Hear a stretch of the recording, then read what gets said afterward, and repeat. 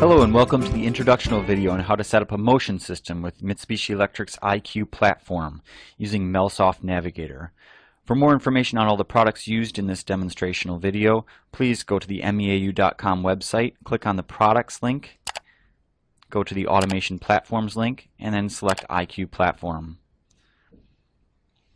If you go to the start menu and go to programs, select MelSoft application and then MelSoft IQ Works, you'll find MelSoft Navigator.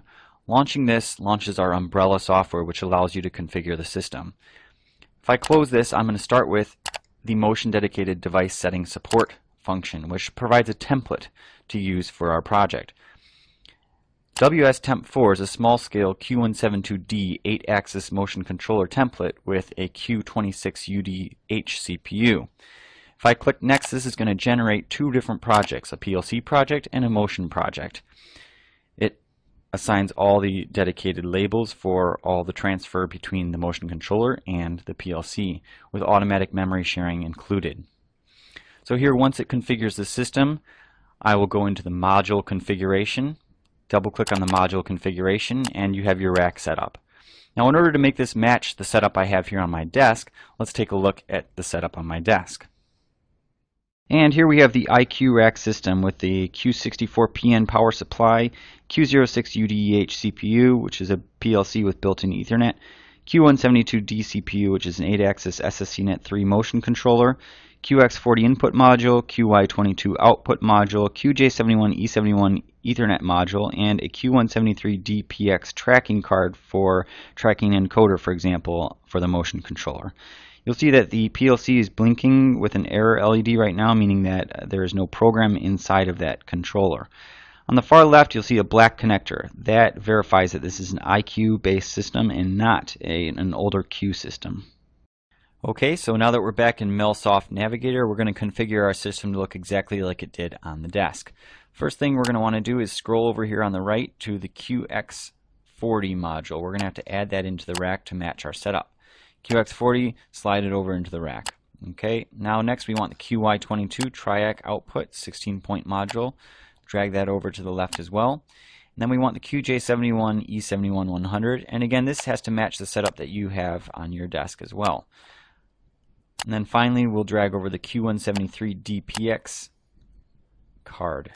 Drag that over. Now next what we can do is right click on the back plane, go down to do a check and check the power supply capacity. This will tell us that the check is completed and no error occurred. Down at the bottom you can see that we're only consuming 3.05 amps out of the total 8.5 amps available from the power supply. Next what we want to do is configure the network configuration. Double click on network configuration, move the module configuration all the way down and to make room for an Ethernet line. Drag an Ethernet line over, and we're going to connect two lines to connect to the PLC and also to that Ethernet card in the rack. Bring over two network cables and then drag them down to snap onto the module configuration. Now if we go back into the module configuration, you'll notice that it's already configured them to connect up to the PLC and the Ethernet card. Now at this point what we can do is right click and do a system configuration check, and you'll see that there is no error and no warning. Okay. Now this is still configured to use a Q26UDH CPU. We have a Q06UDEH CPU. So in order to change that, let's double click on the PLC, which will open up its project. Okay, now from within the project, we're going to want to change the PLC type. So go up to Project, change PLC type. It's going to tell us that right now we've set everything through MelSoft Navigator. Do we want the IQ Works software from the PLC side to send that information over to MelSoft Navigator? Click on Yes. Okay, here we'll select Q06UDH and say OK. It's going to ask us if we actually want to change it. Yes. And now it's completed. This will tell us exactly what has changed. Next what we want to do is change this project type. It's in simple project. We want to use function blocks and structured ladder, so go ahead and change that. Say yes, and it will change the project. Okay, and lastly we'll go over the system properties over here, and the project properties, excuse me, and we're going to change the PLC type just so we don't get confused later. And click OK. And now in your program setting, if we expand this, you'll see that our program right now is sitting in no execution type. That means it will not actually run, and it will give you compile problems. So we'll drag this up into a scan program type, and we're going to do a compile here by clicking on this Rebuild All button. Rebuild All, it's going to do the check, rebuild everything. Now we're going to save that project, and we'll close down the PLC project. Again, nothing has been set for the program.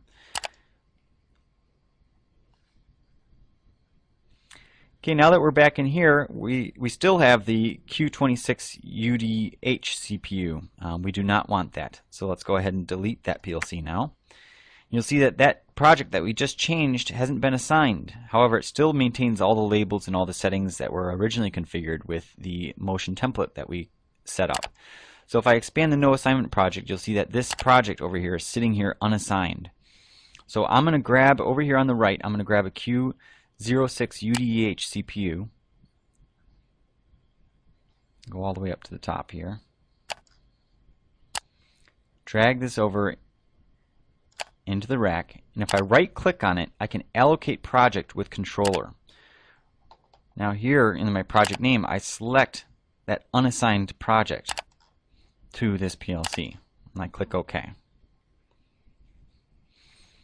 Okay, now you'll see that the station number is 1, and if I click on the Ethernet module, you'll also see that station number is 1. We're going to want to change the Ethernet module so that that's station number 2, so that again there's no conflict. Now if I right click on the backplane again and do a check for system configuration, there's no error and no warning. And so now going back to our rack, you can see that we have the motion controller with an INS display. That means it's in install OS mode. That means we need to install an OS before we can go any further. First of all, it's a good idea to connect an EMI cable for the force stop on the controller. This is new for the IQ based motion controllers, so you can connect 24 volts to the motion controller now if you wish. Next thing you're going to want to do is plug in a USB cable to program the motion controller through the PLC. So now in order to install the OS on the motion controller, you go to the Start menu, Programs, MelSoft Application, and MTWorks 2. Here you'll see an option for Install. Click on Install. We're going to confirm our transfer setup. Go ahead and confirm that your USB PLC module, no specification, to CPU number 2. Say Connection Test, you'll get successfully connected. Say OK, OK, and then Install Motion Controller OS. From here you're going to browse to your directory that contains that OS, click OK, and then Execute. Now it's going to download that OS file directly to the motion controller.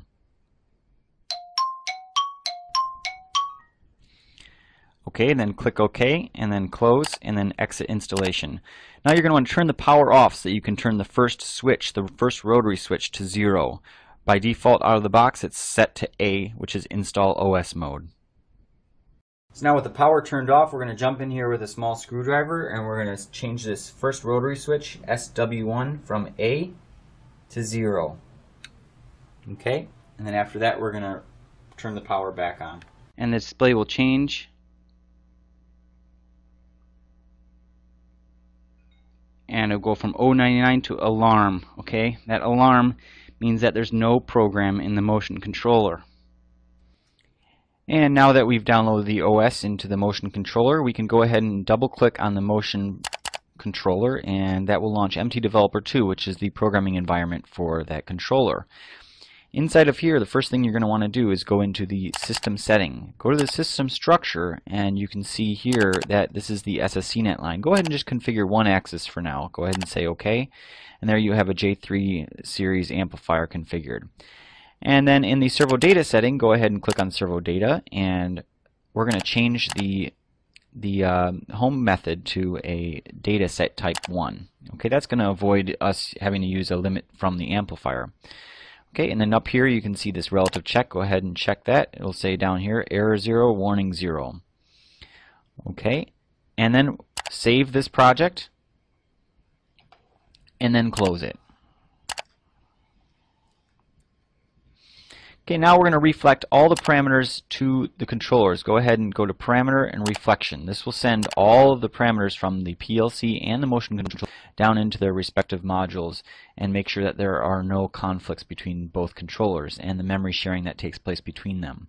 So down here you'll see error 0, warning 0.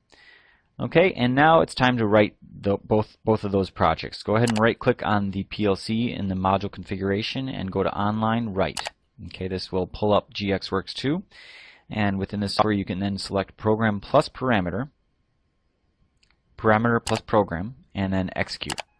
So ask you if you really want to write, and then Yes to all, if that shows up, and then finally Close, and then Close again, and then Close again. And then the final step is to download the motion program. Go ahead and right-click on that, Online Write.